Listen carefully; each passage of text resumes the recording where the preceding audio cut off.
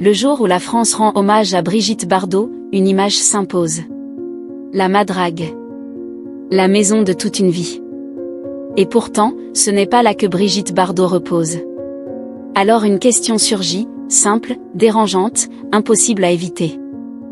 Pourquoi cette femme, devenue symbole national, n'a-t-elle pas pu être enterrée dans le lieu qu'elle aimait le plus? Et aussitôt, un autre nom apparaît dans les esprits. Celui de Alain Delon. Alain Delon, lui, a obtenu le droit de reposer à Douchy. Sur sa terre. Selon sa volonté. Deux légendes françaises. Deux maisons mythiques. Deux décisions opposées face à la mort. Est-ce une question de privilège? Est-ce une question de caractère? Ou est-ce le résultat de choix assumés pendant toute une vie? Mais cette histoire ne commence pas aujourd'hui. Elle ne commence pas avec la mort. Elle commence bien plus tôt. Dans une amitié rare, faite de silence, de respect et de fidélité. Une amitié entre deux êtres indomptables, que tout rapprochait et que presque tout opposait. Car derrière la Madrague et Douchy, il y a autre chose. Il y a des chiens, aimés comme des enfants. Il y a des principes, défendus sans compromis. Et il y a une fracture discrète, longtemps contenue. Aujourd'hui, alors que la France regarde Brigitte Bardot partir. Une question vous concerne directement, vous qui avez connu leur époque. Un être humain a-t-il le droit de choisir l'endroit où il reposera? L'amour des animaux peut-il entrer en conflit avec la loi? Et une amitié peut-elle survivre quand deux visions du monde ne se rejoignent plus? Dans ce documentaire, nous ne raconterons pas une polémique. Nous raconterons une cohérence. Celle de deux destins qui se sont respectés, mais qui ont fait, jusqu'au bout, des choix radicalement différents. Et vous allez comprendre pourquoi. Tout commence par une amitié. Avant de passer par les chiens. Et de s'achever face à la mort. Avant la Madrague. Avant Douchy. Avant les chiens et les débats juridiques. Il y a eu une amitié. Entre Brigitte Bardot et Alain Delon, rien n'a jamais été simple. Ni démonstratif. Ni mondain. Ils ne se voyaient pas souvent. Ils ne s'appelaient pas tous les jours. Mais ils se reconnaissaient immédiatement. Deux êtres faits de la même matière rare. L'indépendance absolue. Dans les années où la France les adorait, ils partageaient déjà un rejet profond du cirque médiatique. Ni l'un ni l'autre n'acceptait d'être façonnés par l'opinion. Ils parlaient peu. Ils observaient beaucoup. Leur lien n'est pas né d'un plateau de cinéma. Il est né d'un respect instinctif. Celui que l'on éprouve quand on comprend que l'autre ne trichera jamais. Brigitte Bardot voyait en Delon un homme incapable de se renier. Alain Delon voyait en Bardot une femme qui n'avait jamais plié. Ni devant le pouvoir. Ni devant l'argent. Ni devant la solitude. Quand Bardot s'est retiré du monde, Delon n'a pas jugé. Il a compris. Il savait ce que signifie se couper du bruit pour survivre. Quand Delon s'est enfermé à Douchy, Bardot n'a pas commenté. Elle savait ce que signifie se construire une forteresse. Ils partageaient un même rapport au temps. Un temps lent. Un temps intérieur. Un temps qui n'a rien à voir avec les modes. Mais cette amitié avait une fragilité. Elle reposait sur une règle tacite. Ne jamais demander à l'autre de changer. Car s'ils se respectaient, ils n'étaient pas semblables. Brigitte Bardot pensait en termes de combat collectif. La loi. Le symbole. L'exemplarité. Alain Delon pensait en termes de territoire intime. La fidélité. La possession affective. Le cercle fermé. Tant que ces deux visions ne se croisaient pas, l'amitié tenait. Ils pouvaient se défendre publiquement. Se soutenir face aux attaques. Partager des silences lourds de sens. Mais il suffisait d'un sujet précis. Pour que l'équilibre devienne fragile. Ce sujet, ce n'était ni le cinéma. Ni la politique. Ni l'argent. C'était ce qu'ils aimaient le plus. Les êtres vivants qui ne parlent pas. Ceux qui ne trahissent pas. Ceux qui restent. Les chiens. À partir de là, l'amitié ne s'est pas brisée. Elle s'est tendue. Chacun est resté fidèle à lui-même.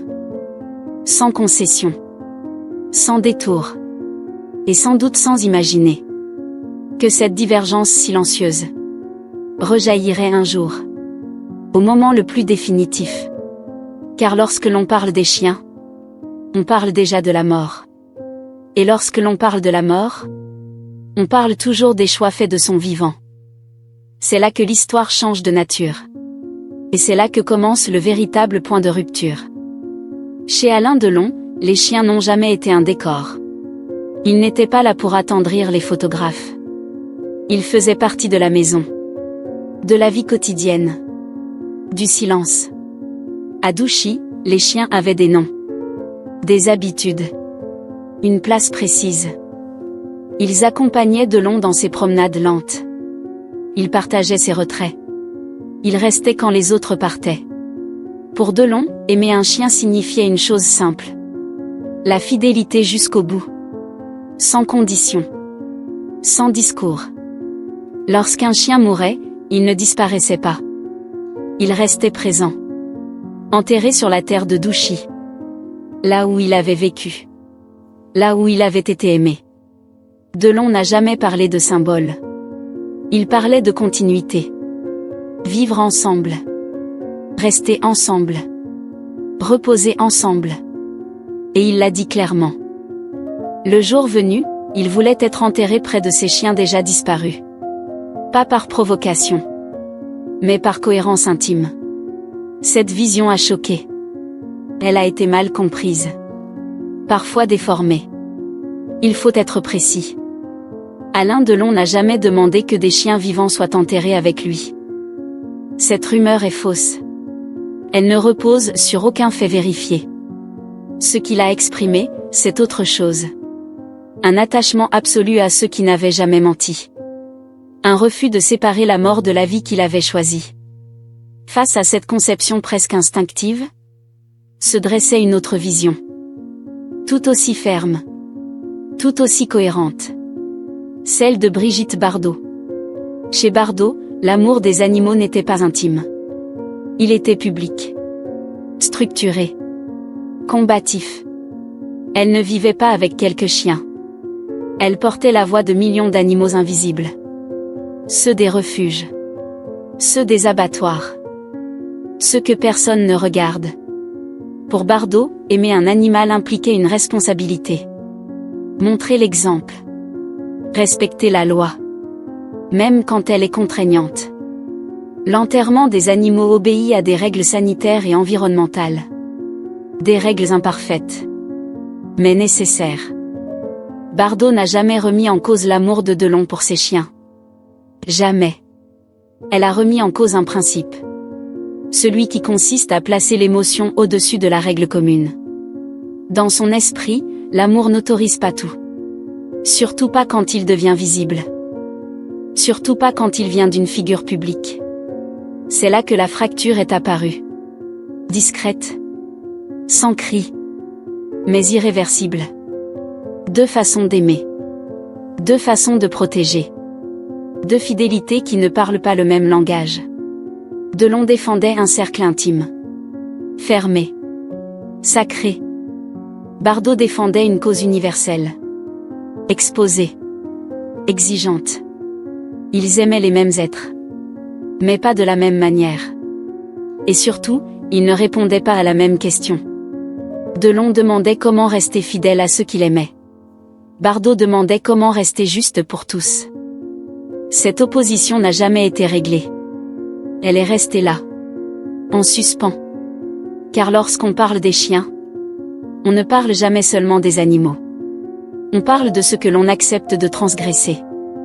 Ou non. Et peu à peu, cette question a cessé d'être intime. Elle est devenue publique. Morale. Puis politique. Elle a préparé le terrain du dernier débat. Celui que personne ne peut éviter. Le lieu où l'on repose. Le droit de choisir. Ou le devoir de renoncer. Il y a des maisons qui deviennent des symboles. Et il y a des symboles qui finissent par poser problème.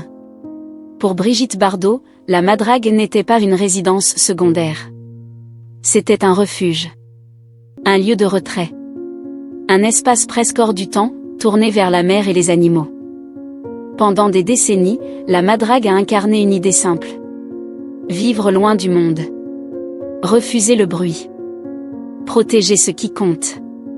Et pourtant, au moment de penser à la fin, une limite s'impose. Brigitte Bardot ne pourra pas y reposer. La Madrague se situe dans une zone soumise à des règles strictes. Protection du littoral. Contraintes environnementales. Interdiction de sépulture privée. La loi est claire. Et Bardot la connaît mieux que quiconque. Elle ne la contourne pas. Elle ne demande pas d'exception. Elle accepte. Ce renoncement est discret. Sans déclaration solennelle. Sans affrontement public. Pour Bardot, être fidèle à ses combats implique une cohérence totale. Même au moment de la mort. À quelques centaines de kilomètres de là, un autre lieu raconte une autre histoire. À Douchy, Alain Delon a bâti son dernier territoire. Une propriété fermée. Isolée. Presque coupée du monde. Douchy n'est pas une maison ouverte. C'est une forteresse. Un espace intime où Delon a choisi de se retirer, lentement, définitivement. Et pour ce lieu, une décision a été prise. Une autorisation exceptionnelle a été accordée. Une dérogation administrative, encadrée, légale. Delon pourra y être enterré. La différence est frappante. 2 maisons mythiques. 2 destins. 2 réponses opposées face à la même question. Choisir. Ou renoncer. Chez Delon, la mort s'inscrit dans la continuité de la vie. Rester sur sa terre. Parmi les siens. Dans un cercle fermé, assumé. Chez Bardot, la mort devient un dernier acte public. Un acte de cohérence. Un refus du privilège, même symbolique. Ce contraste a troublé l'opinion. Pourquoi l'un peut-il, et pas l'autre? Pourquoi une exception ici, et pas là? La réponse n'est ni simple, ni confortable. Elle tient à des contextes juridiques différents. À des démarches distinctes. À des choix personnels profondément ancrés. Mais surtout, elle révèle 2 rapports au monde. Delon revendique le droit de disposer de son dernier espace. Bardot accepte de s'effacer devant la règle commune.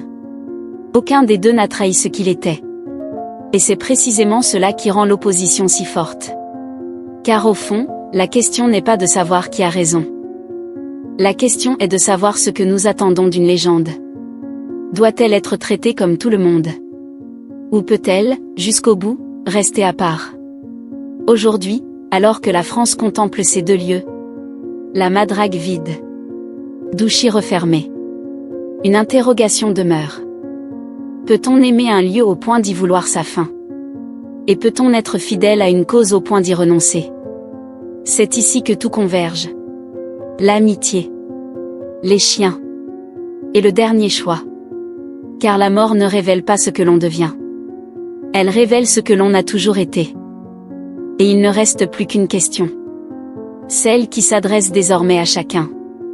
Qu'auriez-vous fait, à leur place? À la fin, il ne reste ni les polémiques, ni les commentaires, ni les titres de presse. Il ne reste que des choix. Entre Brigitte Bardot et Alain Delon, tout a toujours été affaire de cohérence. Pas de compromis. Pas de demi-mesure.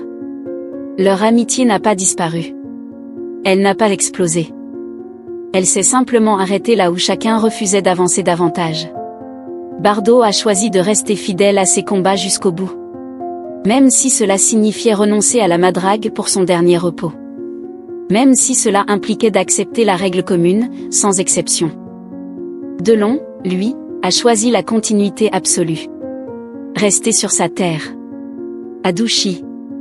Parmi ceux qu'il avait aimés sans condition. Humains absents, chiens présents. Ces 2 trajectoires ne s'opposent pas. Elles se répondent. L'une dit que la cohérence peut aller jusqu'au renoncement. L'autre dit qu'elle peut aller jusqu'à l'exception.